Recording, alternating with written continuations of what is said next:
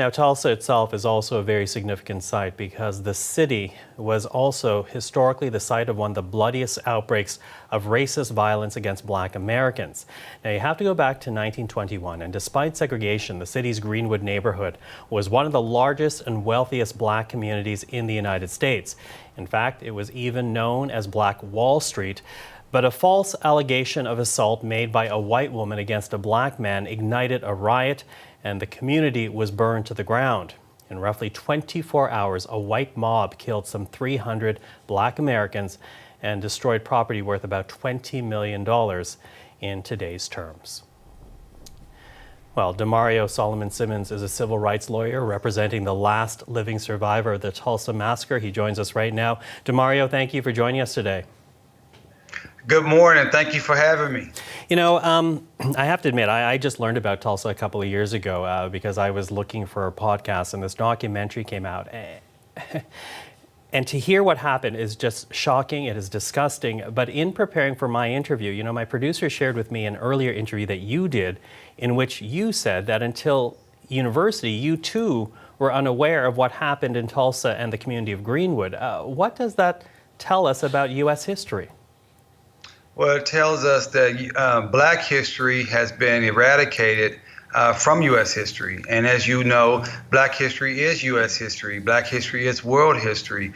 And you're correct. You know, I went to high school, I went to middle school on Greenwood Avenue. And so when I got to the University of Oklahoma in 1997, sitting in an African-American studies class, and the professor is talking about this place called Black Wall Street and all of the wonderful things and the businesses and the wealth, I raised my hand up and said, that's not correct. I'm from Greenwood, and I've never heard this story. And of course, I was wrong. And ever since that day, I've made it a mission to learn as much as I can about Greenwood, about how it was built, what actually transpired there, and also the massacre.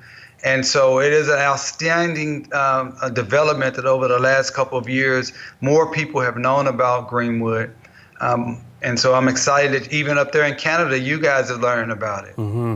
Well, one of the more disturbing things that I came across when I was listening to this documentary about Greenwood was this idea that even for decades after the massacre, people could buy postcards of killed African Americans, burn property, and send that out from Tulsa as if it was something to be celebrated.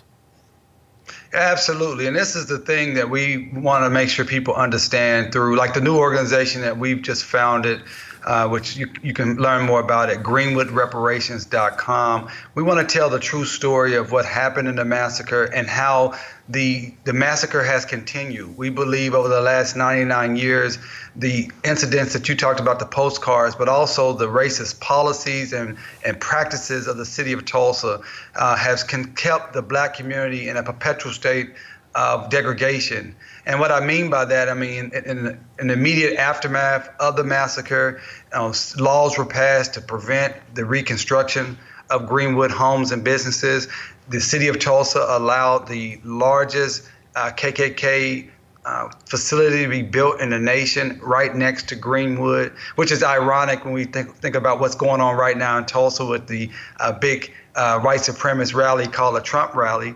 And, you know, the city of Tulsa continued to oppress Greenwood by not paving roads, by not providing proper plumbing and piping. So up until the 1950s, there was a significant amount of Black people in Greenwood who did not have indoor plumbing in a modern city like Tulsa. And then in the 60s and the 70s, the city of Tulsa discriminatorily used urban renewal to displace and dispossess thousands of Blacks, those descendants from Greenwood, of the remaining land, and they plowed a highway, Interstate 244, right through the heart of Greenwood, effectively killing any remnants of being able to rebuild from 1921. And this has continued to this day when we see large disparities in policing, health, employment, and wealth accumulation. And all of this relates specifically and directly back to what happened in 1921, because it is the same mind state, the same anti-black white supremacist mind state. And let's underline the fact again, in 1921, segregation very much alive in the United States, and yet despite those challenges, here you have this thriving African-American community in Greenwood where there was African-American doctors, teachers, lawyers, business owners, very successful business owners, all burned down within a matter of 24 hours, hundreds of people massacred by white supremacists in a matter of 24 hours. And here you are now representing Leslie Benningfield Randall, if I have that correct. And that is the last living survivor of the Tulsa Massacre. What can you tell us about your client? Absolutely. Well, I want to say she's the last known living survivor that lives in Tulsa. We do know of one other survivor that does not live in Tulsa, but she's the last known living survivor that lives in Tulsa. And this is why I was so excited to come and speak with you today, because one of the aspects of our project at greenwoodreparations.com is to find any other survivors. So we know that people from Greenwood were dispersed as refugees throughout the nation, and some people even maybe went into Canada. So if you're any of the Canadian, if you have a descendant, if you believe you have a descendant, please connect with us at greenwoodreparations.com. But about Mother Randall, she is a magnificent woman, 105 years old. I spoke with her just yesterday, and she told me that, she encouraged me to continue to fight for justice. And she always makes it known to me and anyone that this is not about her. This is about the community that was lost, because even though she's still dealing with the trauma, she would tell you that she still remembers hearing the gunshots and the screams. She can still remember seeing buildings burning, and she remembers running for her life as her grandmother's home was being burnt to the ground.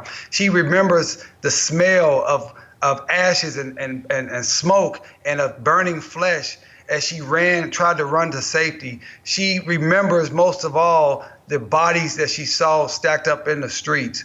And she talks about how the city of Tulsa and those powerful white business and political leaders had a duty to stop what happened, and they did not do it, but they should have done something to help her and her family and her community rebuild, and they have not done anything to this point.